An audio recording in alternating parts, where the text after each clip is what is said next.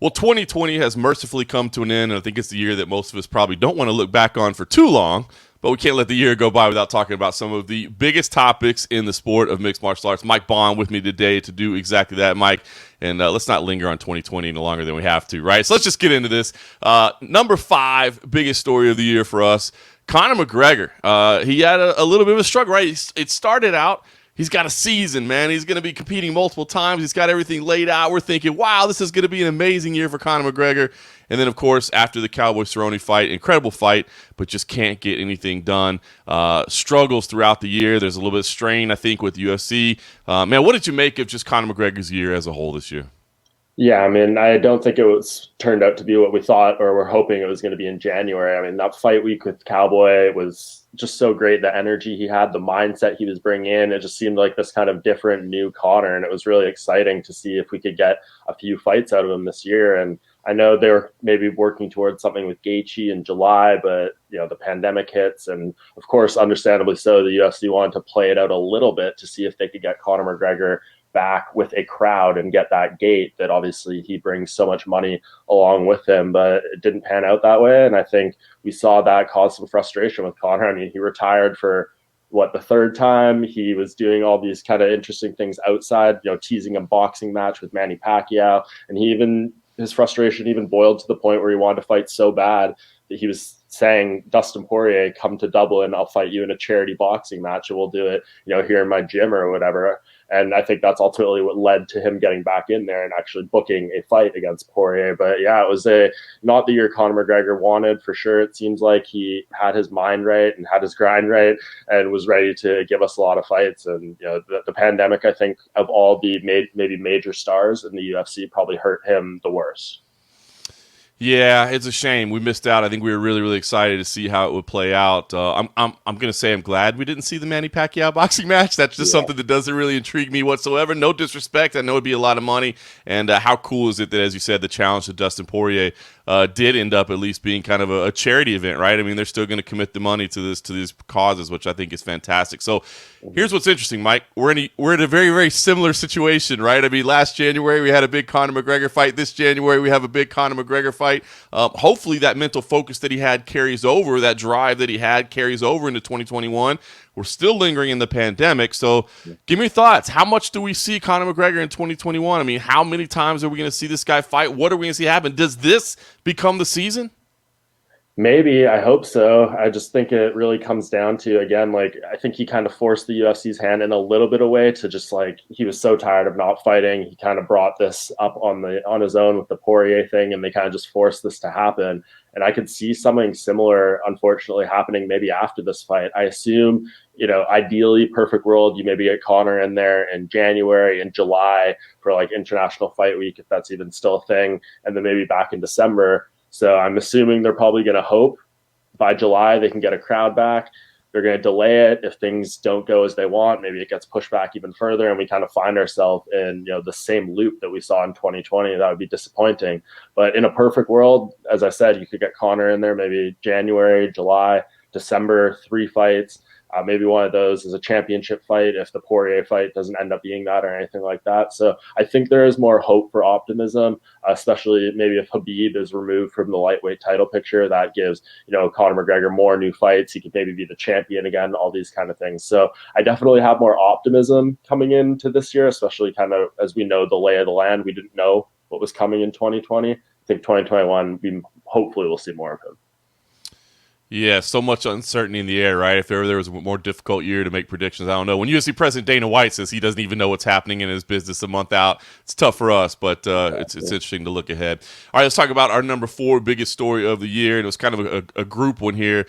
Jon Jones and Jorge Masvidal, 2 of the biggest stars in the sport, were both very, very vocal for various reasons about fighter pay. Now, this is something that's kind of been lingering in the background for a long time, but it felt to me, now, of course, things changed a lot with the pandemic over time, but it felt to me like guys were stepping out a little bit more and speaking up a little bit more and pushing back against fighter pay and trying to get more, understandably, for everybody involved. So what did you make of stars like that being vocal in maybe ways that they haven't always been before? Yeah, that was interesting, right? Because I remember actually we did one of those live chats back in, what was it, around whenever this was happening, June or something like that. And we had talked about, I think we got a question from one of the people being like, is this festering to some actual movement, or is it just kind of going to be a flash in the pan? The UFC will ultimately like give Masvidal what he wants, give Jones what he wants, and it'll smooth over, and it'll kind of be a thing of the past. And I think you had a little less optimism than than it was going to be like a changing of the guard or something significant was going to come. And I think, credit to you, you ended up being exactly on point with that in terms of there wasn't any real significant movement caused by those guys. But I think there was some movement in terms of maybe, fighter pay, maybe fighter rights coming up with all the stuff that happened with, the antitrust lawsuit. I know that doesn't really tie into what was happening specifically with Jones and Masvidal, but I guess if you wanted to look at 2020 and say, was there any movement on that front, you could maybe point to that as something that did have some progression in a certain way. But yeah, I mean, I think you hit the nail on the head with what happened at the time. Ultimately, Masvidal got the deal he wanted to fight Usman at UFC 251 on incredibly short notice. Jon Jones has seemingly, come to some sort of agreement with the UFC where he's moving to heavyweight. He gave up the title. So yeah, I mean, I think that's just the case of what we see constantly happen with UFC fighter pay issues. The guys take a stand, they make these bold statements, but then when the time comes and the UFC gives them the deal that they want, it kind of all falls back to the wayside, and it's just looking out for number one. And I think that's ultimately why it's going to be very, very difficult to ever see true progression in terms of, unionization or anything like that, because that's just, it's such an individual sport, and these guys are always going to be looking out for number one. And I think the UFC kind of knows how to work with guys that have these sort of complaints and smooth it over and put it as a thing in the past. It's tough. Like you said, everybody's going to look out for number one. I mean, that's what you got to do in the sport. It's an individual sport, right? But, I mean, to get real change, somebody's going to have to make sacrifice at some point, I think. And we'll see if that ever happens. I don't know. And the antitrust lawsuit will certainly play into that as well. So let's talk about those guys individually, because that collective bargaining is going to be a story that we follow for years and years to come, I think. But let's talk about Jones and Masvidal specifically, right? They were very vocal. It sounds like they got the deals they wanted. They didn't necessarily get the results they wanted or the amount of fights that they wanted. What do you think? I mean, we didn't see either one of them in action in the tail end of 2020. Can they pick up and get themselves back in the spotlight? Are they primed for big years? I guess the good thing is if you've had some time off, you can fight frequently or you can fight early in the year. So what do you think? Are we going to see big things out of these two guys in 2021?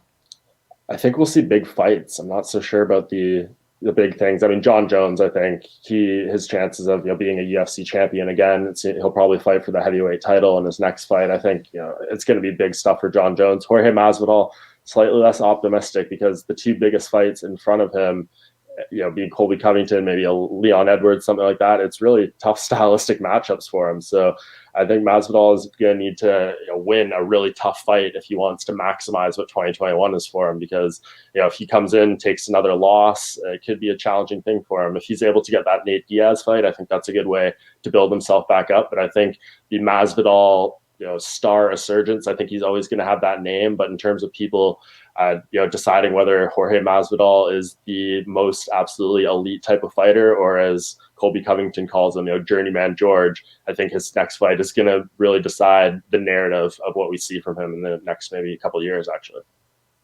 Yeah, no question about it. It's going to be a big year to see what happens with those guys. So let's move on. It's kind of another group topic here. Our number 3 biggest story of the year is a group of names, a lot of big names. Khabib Nurmagomedov, Daniel Cormier, Henry Cejudo, they all retired. Kind of surprised us there. Then you have guys like Anthony Rumble Johnson, who kind of came back from retiring, but then left the UFC. We thought we never even got to see him again. Yoel Romero leaving the UFC. I think that was a big shocker. And, of course, we know we've got a bunch of releases coming up. UFC President Dana White has let it be known that there is going to be some purging of the roster to be had as we move into 2021. So just give me your take on all that. I mean, it's kind of jarring to see big names like that leave, as well as a big collective of people leaving at the same time. So what was your take on kind of these big roster moves from the UFC and watching some of these bigger names right off into the sunset?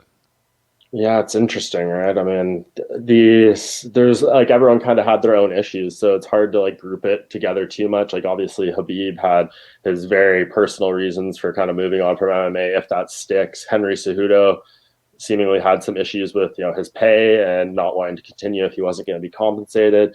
Daniel Cormier, I mean, I think we all kind of know that the end was coming for him for a long time, and similar to like an Anderson Silva who may or may not be retired. We'll see what happens with him.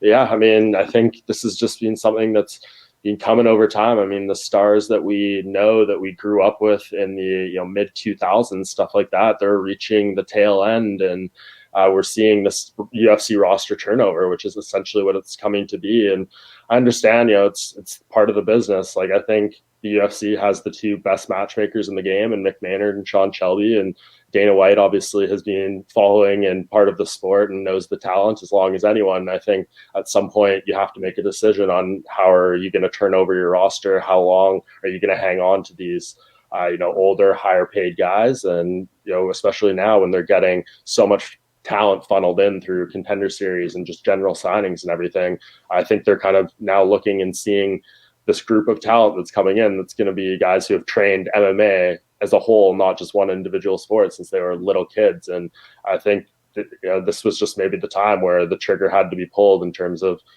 making that roster turnover. So it's definitely been an interesting year in that sense. Some big stars moving on, some new ones getting their faces in there due to the schedule as well, Kevin Holland and the like. So yeah, I mean, I think this is what we're going to see. It's going to be a big story, I think, going into 2021 as well. Just the development of these younger guys really taking over. Yeah, and by the way, how about a name I left out? Anderson Silva's last fight in the UFC as well. It's been a crazy one to see big names go, but I think you hit the nail on the head there, Mike. I think a lot of times, people try to put all of these moves together, and you can't. There's individual reasons for a lot of them. I mean, yes, you can say when Dana White says there's going to be 60 roster cuts, maybe you group those all together because they've got to trim the fat a little bit, right? There's only so many spots available, but as you said, kind of individual reasons for each of those moves, and I think sometimes it's a little irresponsible for people to group them all together and suggest, that every single one of them had the exact same motivation when that's just certainly not the case. You touched on it. Let's go right into our number two story, because you mentioned, we kind of mentioned this group of people, but I think you got to look at Khabib Nurmagomedov on his own, man. The guy is, one of the biggest stars in the sport. I think you'd probably tip your cap a little bit still to Conor McGregor as being the most marketable guy, but Khabib Nurmagomedov right there with him. And he had a huge emotional win, and then a huge emotional outpouring afterwards after the passing of his father, and saying, listen, I just don't know that I want to do this without him anymore. Retired. I mean, really shocked us, I think, on Fight Island by walking away from the sport. Now, as you said, we don't know if it'll stick. There seems to be some people, including Dana White, who want to try to talk him out of that, but Khabib Nurmagomedov also seems like a guy that kind of sticks to his morals and his principles. So, man, what did you think about his year as a whole? How would you sum up, everything that happened in the life of Khabib Nurmagomedov? I mean, the guy is literally at the top of the game, and then, suffers a personal tragedy and decides to walk away from the sport.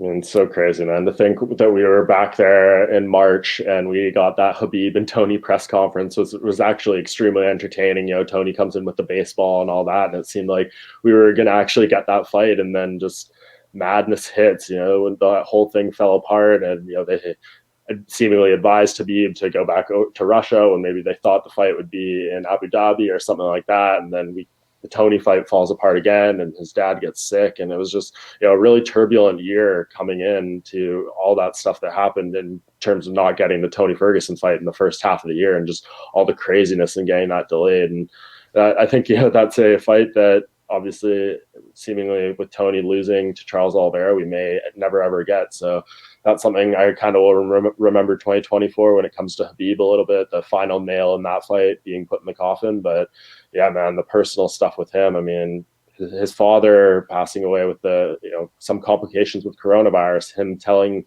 the media that like his whole village where he grew up were getting sick as well with that. So he endured an incredible amount of personal hardship, but man, is this guy one of the mentally strongest people we've ever seen. He was solid as a rock coming into that fight against Justin Gaethje, put on one of the greatest performances of his career. That submission he put Gaethje away with was unbelievable.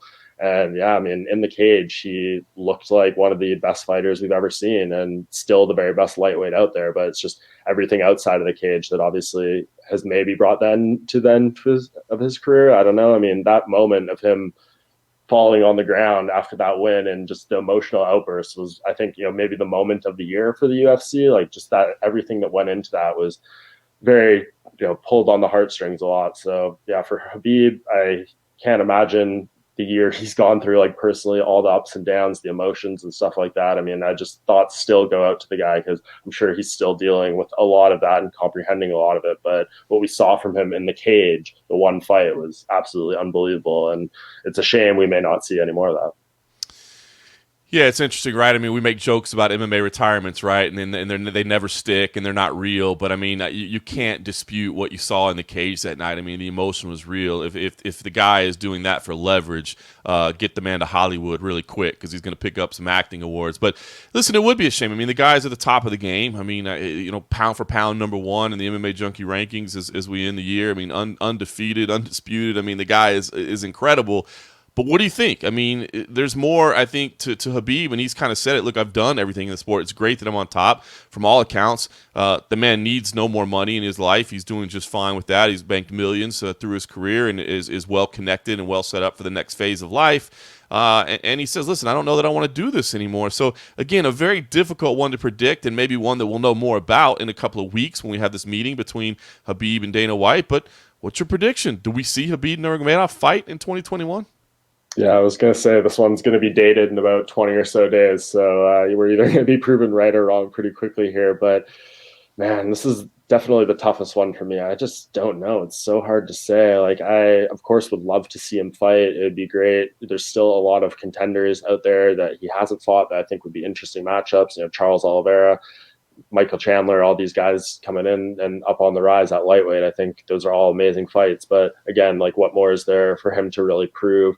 If he can get that GSP fight, if they can secure that, which we know has meant a lot to him for a very long time now, I think maybe we see him back. But I can't really fathom anything else that would bring him back at this point. I mean, like, if Conor McGregor beats Dustin Poirier, that fight and that rematch is obviously an incredible moneymaker, but you said it yourself, this guy has tons of money. It seems like he's well set up, and it seems like he's kind of focused on other things right now. He started his own fighting championship. I think it's called like the Eagle FC or something like that. And he's seemingly focusing on like helping the next crop of guys and maybe a little bit assuming the role that his father had. So that might mean more to him than actually getting in there and adding to his record and making some more money. I mean, all the fame and the fortune and stuff like that is great, but I think anyone who's known Khabib and followed his career for a long time knows that he's not really too worried about that. He's still like a very personal person. Like, a lot of people don't know that he has kids and stuff. And a wife.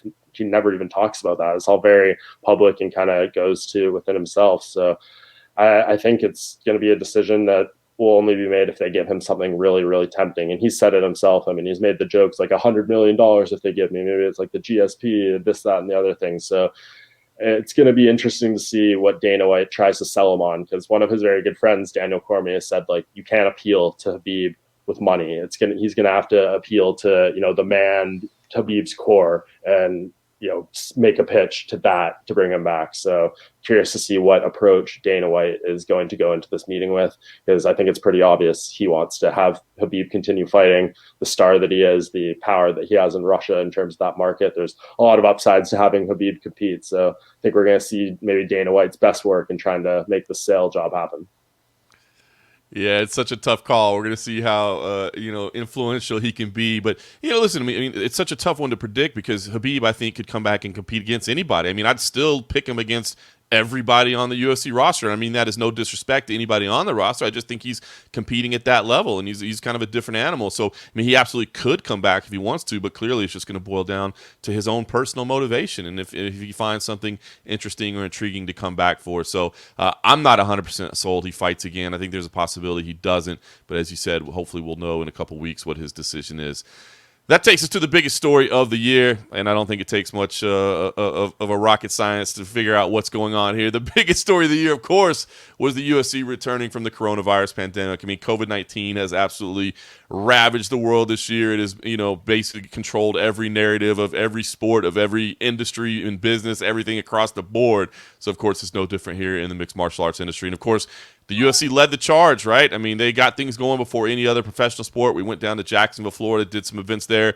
The UFC Apex has proved an absolute godsend for the UFC. I mean, who could have predicted when they built that a pandemic was coming? And that's just been absolutely perfect for them. And then, of course, Fight Island. I mean, Dana starts talking about an island he secured, and we're thinking, what is this man talking about? He's crazy. And it turns out they partnered with Abu Dhabi and just done a fantastic job of keeping things safe in a bubble over there. So, Mike, it didn't start without controversy. Of course, a lot of people were critical of the UFC's efforts to get back to work very quickly. People, of course, were forced Dana White and the UFC to stand down when they were going to tribal land in California. So, man, just how would you sum up this year? Because it's been a wild one, right? I mean, when you talk about the attempted go at Tachi Palace, and then, of course, moving forward in Florida, again, we said the Apex, Fight Island. Man, there's a lot to unpack in what the UFC has been able to do this year. But financially, Dana has come out and said it's one of the most successful years ever for the company. So what do you make of the UFC operating in this COVID-19 world? Yeah, it's crazy, right? One of the most financially successful things, and they lost about $80 million at the gate compared to last year, which is actually pretty nuts. So, yeah, I mean, dude, all credit in the world to Dana White, the UFC staff, the fighters who went in there and put themselves at risk with the traveling and training. Seemingly, that was one of the bigger dangers of like this virus spreading and stuff. So, like, credit to everyone involved for making this happen. I think at the very, very beginning, there was justifiable concerns about the quick approach to the restart. But once they did it right, I mean, everyone was all on board. Once they kind of made the protocols clear, there was enough information that people were kind of able to make the judgment that the UFC was going above and beyond to make sure the fighters were safe, these events were safe, media, staff, everyone who was involved. And they executed a extremely long stretch of events. I think 34 UFC cards, and then obviously Contender Series on top of that. And it went pretty smooth. I mean, I know there was people that had positive tests and stuff like that, but that's just kind of part of the world right now. I mean, you look at this NBA restart that they're doing now without the bubble this latest season. They've pretty much said in their safety outlines, like, people are going to test positive.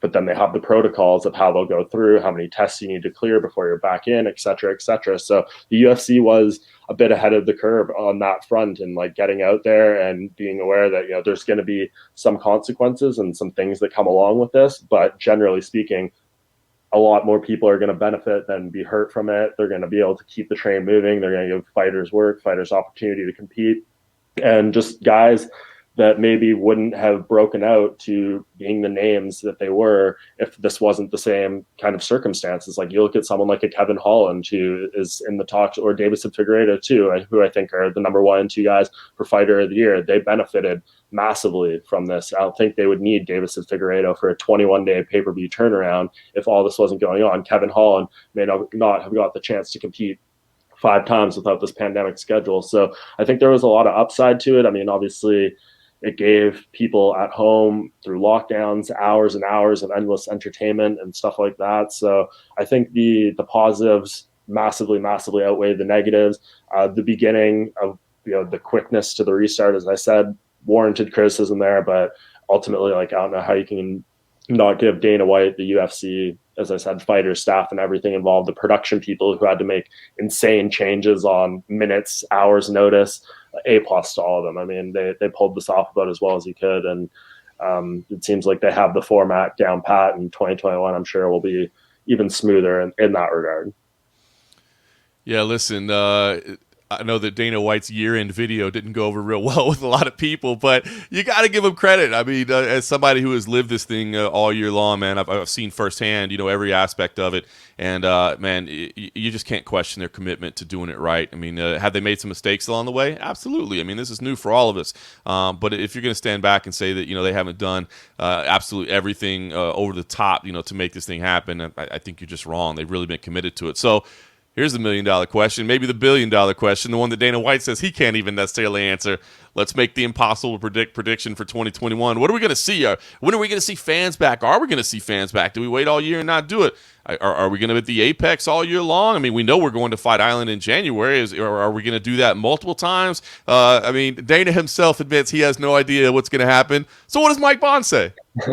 Man, yeah, I don't know. It's so tough to say. I think it's going to be kind of play it by ear. I mean, you see how like short notice these Fight Island trips are coming together. Obviously, the UFC has plans kind of well in advance, but in terms of like locking it in and making it public and stuff, it seems like a lot of it going kind of by the whim of their pants in some fashion. So I don't think it's possible for anyone to predict. I'm sure the UFC would love to have fans back later in the year. How is that going to work with like vaccinations and, you know, showing proof of vaccination, getting entry into venues? I think there's so many things that need to be hashed out. And Dana White said a lot of times that he's only going to do fans back when he can pack a venue 100%. So I think that could be a bit of a wait. If I had to make a guess, I think we will see it at some point this year, but it probably won't be until the tail end. And I think until that happens, they're just going to be running shows between Apex, Fight Island when it makes sense. And then if something does open up, maybe we see them go back to like a T-Mobile Arena or start jumping around to different states and getting like some semblance of the schedule that we had pre-COVID, with them doing a different city, a different country, a different continent every single week. But it's really hard to put your finger. I mean, I'm curious to know what you think about this one too, John. Yeah, it's a scramble, right? I mean, we don't know exactly what's going to happen. I do think the Apex is going to continue to be the center of business for the UFC for quite some time. I mean, now we know they're building a hotel on the corporate property there. I mean, that's absolutely unbelievable. They're going to have their own bubble right here in Las Vegas. So I think, it's going to be a while, unfortunately, before we get back to normal, full fans, packed arenas, all that. So I think the Apex and Fight Island are going to continue to be very, very important properties to the UFC this year. And I think, it's probably going to be, unfortunately, 2022 before we actually get back to what we consider normal again. And then who knows how things are going to change our world. It's crazy. What I do know is there's going to be a bunch of UFC events to cover. I yearn to go back to a simpler time. Remember back in March when the biggest complaint we had was the Israel Adesanya and Yoel Romero was kind of a crap fight, and we thought we could bitch about that? That's the last fight I saw live with my own eyes. I haven't seen that. It's crazy. What a year this has turned out to be. I am super glad to leave this damn thing in the rearview mirror. We can move forward. We'll get to 2021. Of course, we'll have plenty to talk about, and we'll do it on MMA Junkie. So stay with us all year long. It's got to be better than 2020. Fingers crossed.